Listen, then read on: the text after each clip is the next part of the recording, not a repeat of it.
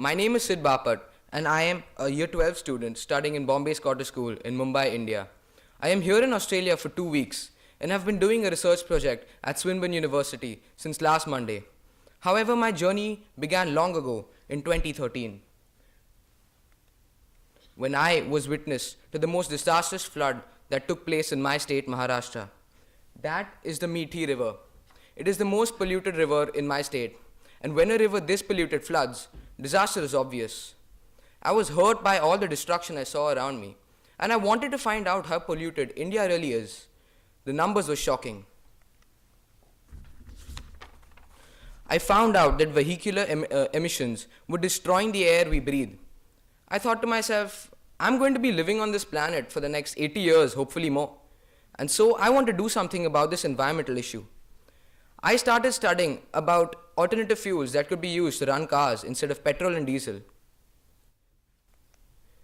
We've all heard of the car company Tesla, at least most of us, and Tesla uses electricity to run its cars. However, Tesla cars are far too expensive for a common man to afford. During my research, I asked myself a question. If hydrogen has enough energy to blow up an entire city, as in the case of Hiroshima and Nagasaki bombings, it has to have enough power to run a car. Moreover, hydrogen is a part of water, and it would be much better for the environment if water could be used as a fuel. And so, I made that. It is a hydrogen generating system which uses water to create hydrogen gas. However, hydrogen is a very dangerous gas, and a lot of safety precautions have to be taken care of before we can start using it as a fuel. During that procedure of me researching on those safety procedures, I came across a great opportunity. An opportunity to study at Swinburne.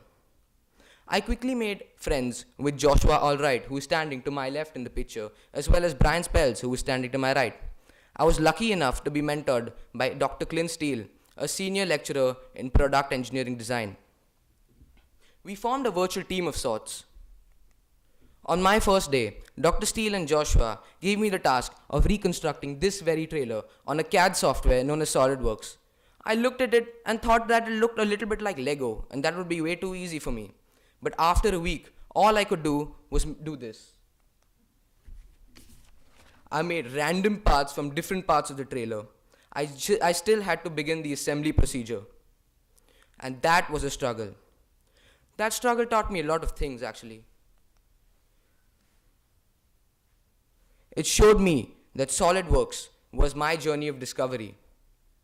It showed me that the more parts I made, the more I began appreciating the machines around me, like wall clocks and traffic lights.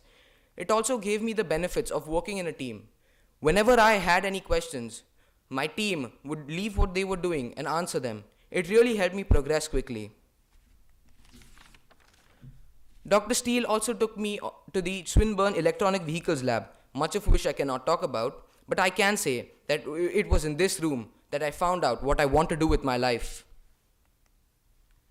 Since the earth is polluted as is, I want to leave behind a greener carbon footprint, and I want to do so by making cars eco-friendly. The sun, to us, is an endless source of energy, because as soon as the sun dies, the human race dies with it. To use solar energy to run cars, we need solar panels. Solar panels today are made up of a lot of toxic metals like mercury and cadmium.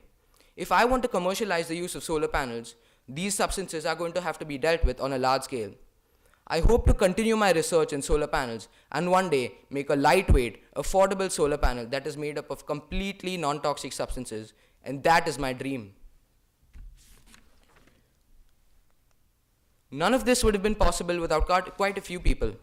I would like to thank my mentor, Dr. Clint Steele, as well as my team from Swinburne University, consisting of Scott Rayberg, Lauren Riddle, Joshua Allwright, and Byron Spells. I would like to thank BrainSTEM for giving me this opportunity to do this research project at Swinburne. And last but not the least, I would like to thank my family for all the encouragement, especially my mother, who flew down with me to from India and gave me support here.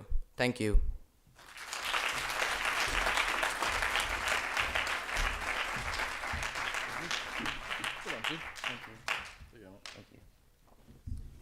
Sid, I want to ask you a question about when you talk about the pollutants in solar panels, or the solar cells, what are you thinking? Are you thinking of using completely different materials or change the way you manufacture them? Or what is your big picture idea? I want to actually change the way they are manufactured. So during my research, I came across this thing called a roll-to-roll printed solar panel, and that uses printing ink and a transparent plastic-like substance on which the solar panels are printed. They work exactly the same way, and they have no toxic substances. But they haven't been used in cars yet, and there are a lot of reasons why it's difficult to make connections to the main engine, and that's what I want to do. Excellent. Paul? So you've thought about hydrogen obviously as a fuel and then the solar panels. Yeah. How do you compare the two options? Hydrogen and solar power. So basically, hydrogen is obviously, according to me, much more dangerous than solar power. The way I compare the two is that the safety precautions I have to take care of in hydrogen are a lot more than solar power, but the research I have to do in solar power is a lot more than hydrogen, because I've already made the hydrogen cell, but I haven't made a system which can convert solar energy into electrical and mechanical.